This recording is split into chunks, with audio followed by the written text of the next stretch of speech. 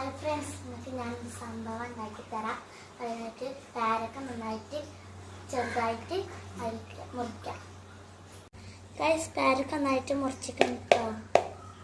ഇനി കുറച്ച് ഉപ്പ് ഇട്ട് കൊടുക്കാം കേട്ടോ. ഇനി കുറച്ച് മുളക് പൊടിയും കൂടി എടുത്ത് കൊടുക്കാം.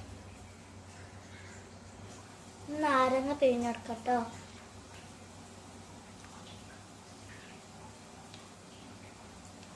ഇത് പൊരിക്കട്ടോ, നന്നായിട്ട് പൊരിക്കട്ടോ.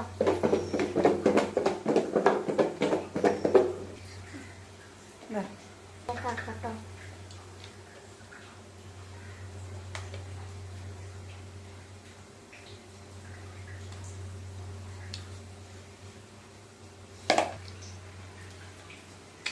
കിടില ടേസ്റ്റ്.